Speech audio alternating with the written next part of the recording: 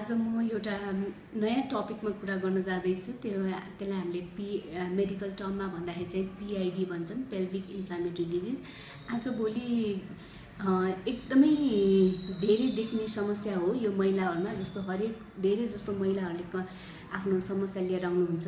सेतो पानी बग्ने, यौनी चिलाउने अनि गनाउने, त्यो भनेको मेन त्यो हो। यौनी चिलाउने पनि अब धेरै प्रकारकोले हुन्छ है। मेन त एउटा जुन हाम्रो महिनावारी सुरु नभइसकेको महिलाहरू उहाँहरूमा चाहिँ त्यही एस्ट्रोजनको कमीले चाहिँ गर्दाखेरि यो यौनी चिलाउने हुन्छ। अनि हाम्रो चाहिँ महिनावारी सुकिसकेको उहाँहरूलाई पनि यो यौनी चिलाउने समस्या चाहिँ एकदमै धेरै छ। त्यसैले चाहिँ यो मेन भन्दाखेरि एस्ट्रोजन भन्ने एउटा हर्मोन हुन्छ, त्यसको कमीले हो। त्यही मेन त हामीले हाइजिनमा एकदमै धेरै हाइजिन एकदमै राम्रोसँग मेन्टेन गर्नुपर्ने हुन्छ। जस्तै भन्दाखेरि कसरी हाइजिन मेन्टेन गर्ने भनेर कति धेरै महिलाहरूले सोध्नुहुन्छ हैन।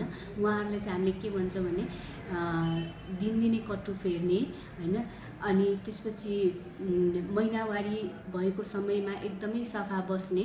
कतिले चाहिँ आफ्नो यौनी पनि के नर्मल साधारण साबुन स्याम्पूले धुनुहुन्छ, त्यो चाहिँ एकदमै रङ हो है।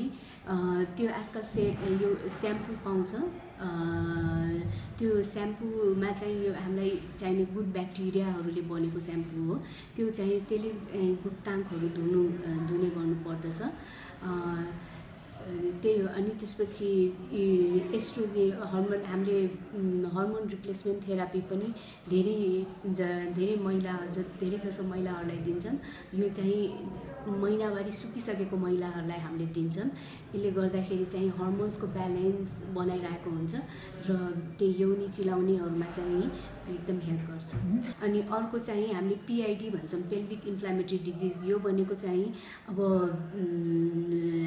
धेरै जसो त्यही मल्टिपल सेक्सुअल पार्टनर भनेको धेरैजनासँग यौन सम्पर्क गरेछ हैन। धेरै छिटो बिहा गरेको छ, 15-16 वर्षमै बिहा गरेको छ। अनि त्यसपछि त्यही महिनावारीमा सफा भएर बसेको छैन। त्यो सबैले गर्दाखेरि चाहिँ यौनी चिलाउने हुन्छ। तलबाट माथि सर्दै जाने रोग हो यो हैन। अब त्यो समयमै उपचार गरेन भने हामीलाई रिकरेन्ट UTI भन्छौँ, पिसाबको इन्फेक्सन भइराख्ने हुन्छ। पछि कतिपय महिलाहरूलाई गएर बच्चा नबस्ने पनि हुनसक्छ। रोग होइन, यो एउटा सिम्टम्स हो हैन। यौनी चिलाउने भनेको एउटा सिम्टम्स हो। अब यसलाई हामीले राम्रोसँग ट्रिट गरेन भने पछि त्यो अर्को कुनै रोगमा ट्रान्सफर हुन्छ।